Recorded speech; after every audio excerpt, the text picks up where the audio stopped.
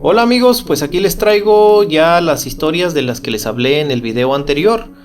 Esta es la segunda parte sobre el tema de la ira de Dios. Hoy les contaré cómo es que Diosito no solo estaba enojado contra los que no le rendían culto y adoración, sino que también se enojaba contra su pueblo amado. Ese pueblo que por alguna razón inexplicable se convirtieron en los elegidos de Jehová. Y entre paréntesis, eso es algo que siempre me pregunté. ¿Por qué el supuesto creador del universo y la humanidad no gobernaba y dirigía a toda la población mundial? ¿Por qué solo a los judíos? Dios ama a todos por igual. No, borrego, eso no es verdad. La Biblia dice que Dios no quiere a los impíos extranjeros, porque no lo adoran. Son pecadores, no lo respetan y no le hacen caso. Pero, ¿no te parece muy mediocre por parte del supuestamente omnipotente Dios ocuparse solo de un grupo de personas de un pequeño planeta situado en un rincón de la galaxia y olvidando al resto del universo? Según la Biblia, Dios no se dio a la tarea o no se le ocurrió crear humanos o algún tipo de seres inteligentes en otros planetas de los cuales se pueda también ocupar. Al parecer, en este personaje no hay tal omnipresencia y menos la dichosa omnipotencia. Dios te va a castigar porque no lo amas. Ay, mi estimado borreguín, ¿cómo es posible que una deidad supuestamente omnipotente, omnipresente, omnisciente, omniamoroso, etcétera, etcétera, tenga tanta necesidad de adoración? Y peor aún, si no la recibe, en lugar de usar ese supuesto poder para cambiar las cosas y ya estar tranquilo, gozando de las alabanzas y la sumisión humana, según él, la única opción que le queda, o que le quedaba, porque al parecer hace mucho tiempo que Jehová abandonó este planeta con rumbo desconocido. Bueno, pero según él, la única opción era hacer sus clásicos corajes y arremeter contra la humanidad desobediente, cometiendo genocidios, destruyendo ciudades, haciendo sufrir tanto a pecadores como inocentes, con plagas, enfermedades, etc. Vaya que esta deidad es una vergüenza como ser supremo. Tiene bastantes problemas psicológicos, es muy inseguro, se equivoca, miente, crea cosas que no le gustan para luego quejarse de que no le gustó lo que creó, y en lugar de aceptar su responsabilidad, culpa a todo el mundo de sus errores.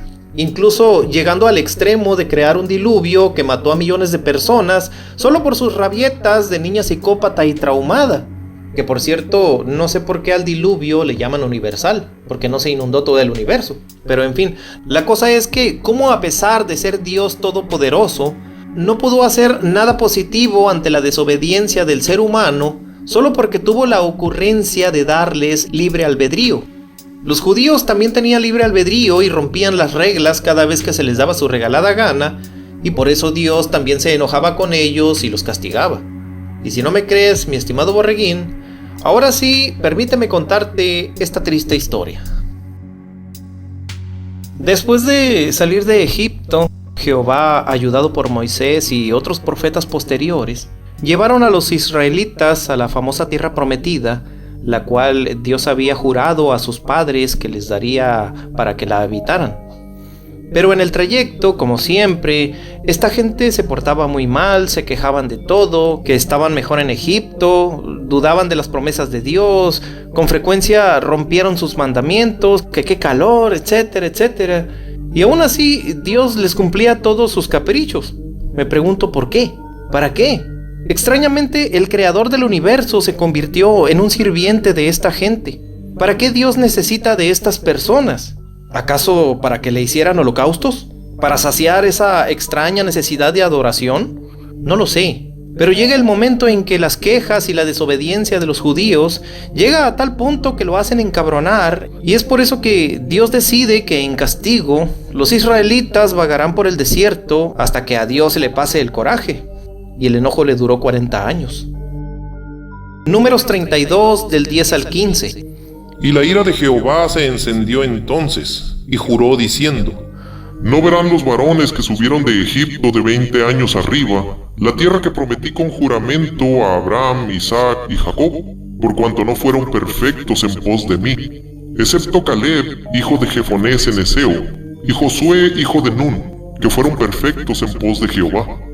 Y la ira de Jehová se encendió contra Israel, y los hizo andar errantes 40 años por el desierto, hasta que fue acabada toda aquella generación que había hecho mal delante de Jehová.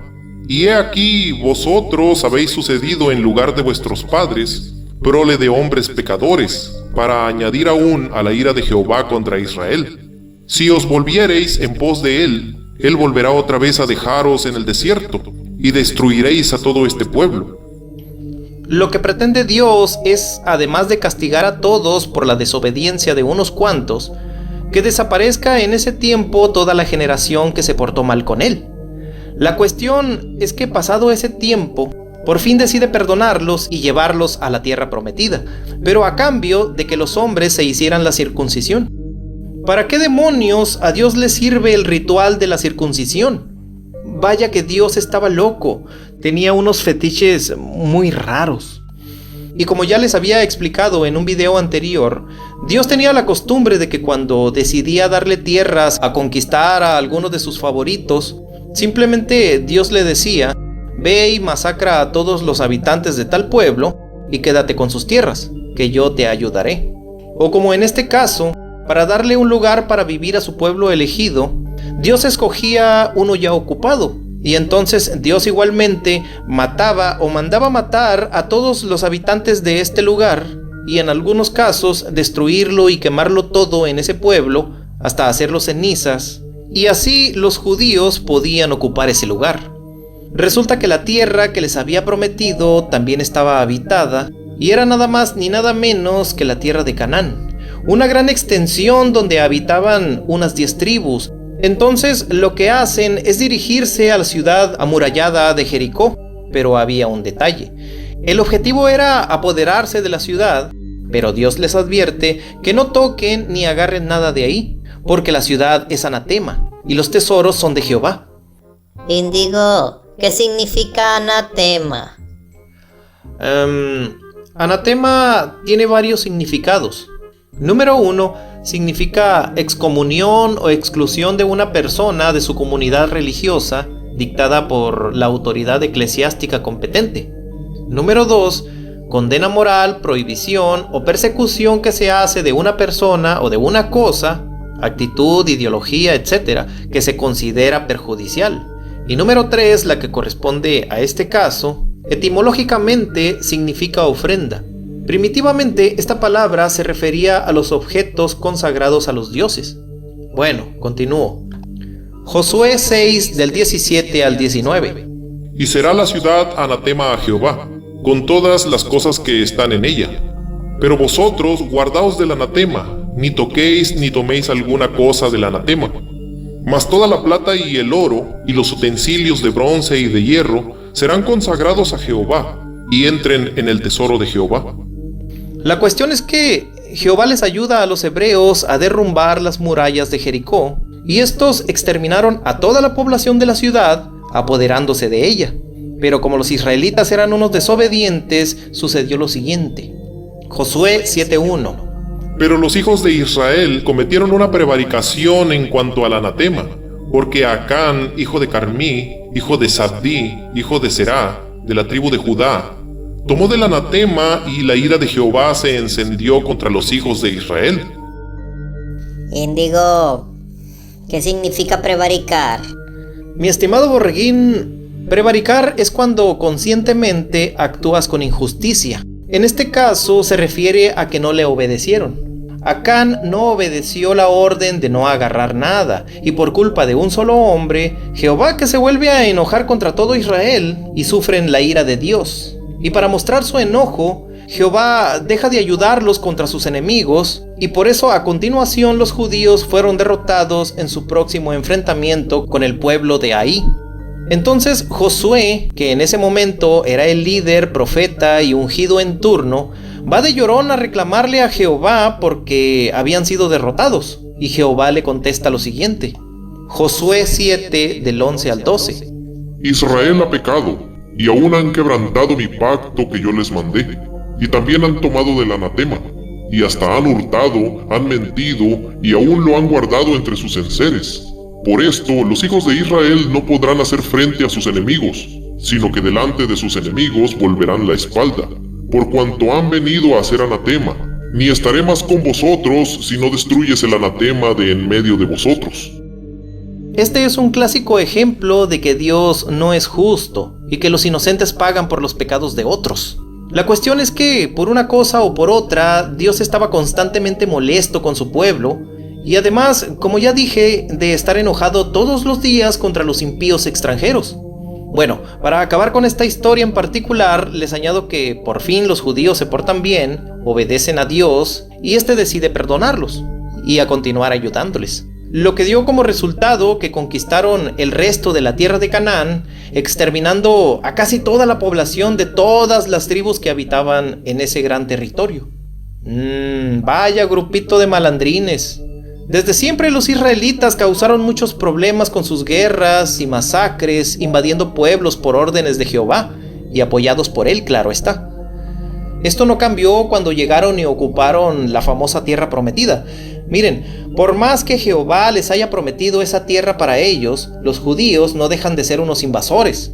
Esos territorios ya estaban ocupados, y obviamente debido a eso los problemas para los judíos con sus vecinos eran constantes.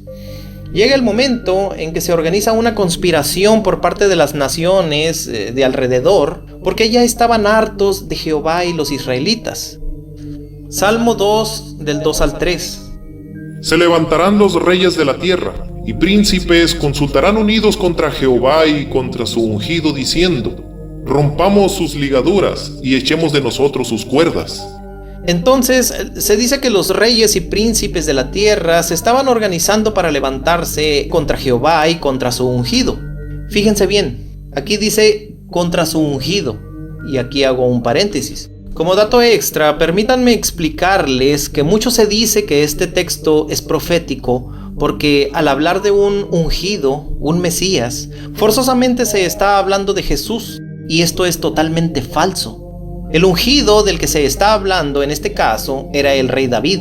Jesús no tenía nada que ver con esta historia, además de que a esta gente de nada le servía la llegada de un Mesías al cual le faltaban como 1000 años para que supuestamente apareciera. A algunos reyes hebreos y profetas se les llamó ungidos por ser los favoritos de Dios.